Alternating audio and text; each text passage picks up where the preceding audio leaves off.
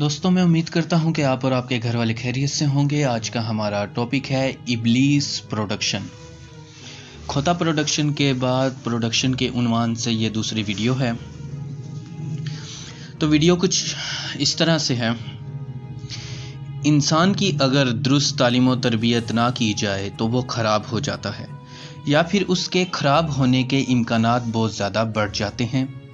ایک ایسا معاشرہ جو صرف اپنے بارے میں سوچتا ہو، ایک ایسا معاشرہ جو کہ ملاوٹ، رشوت، سود خوری اور ہر حرام شے کو حلال سمجھ بیٹھا ہو، وہاں پر ابلیس پیدا ہونا شروع ہو جاتے ہیں۔ اگر ابلیس کے معنی سمجھ جائیں تو اس کا مطلب ہے انتہا کا مایوس، یعنی a person who is complete hope less from blessings، اور ایک ایسا شخص جو کہ بس رحمت سے مایوس ہو چکا ہو۔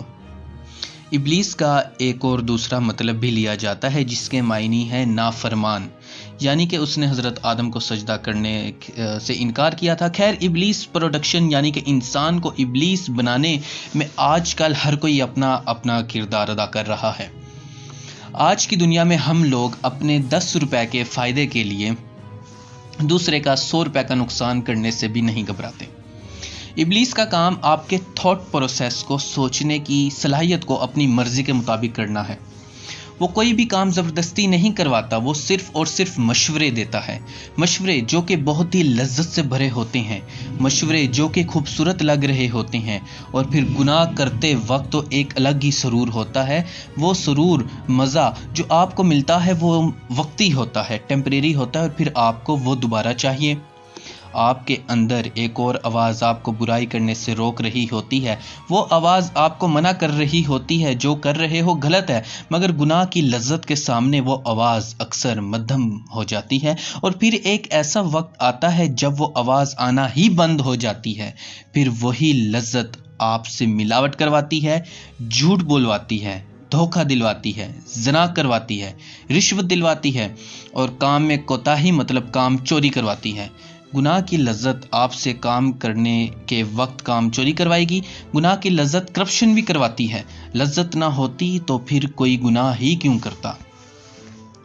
ایک ایسی دنیا جہاں پر چور اور ڈاکو ایماندار لوگوں سے زیادہ کامیاب ہوں، وہاں پر لوگ پھر ان چور اور ڈاکوؤں کو گالی دینے کے بعد موقع ملنے پر وہی چوری بھی کرتے ہیں اور ویسا ڈاکہ بھی ڈالتے ہیں، یعنی معاشرے میں ابلیس کی تعداد بڑھتی چلی جا رہی ہے، اور ایسا معاشرہ یعنی سوسائٹی پھر صرف اور صرف ابلیس ہی پیدا کرتی ہے۔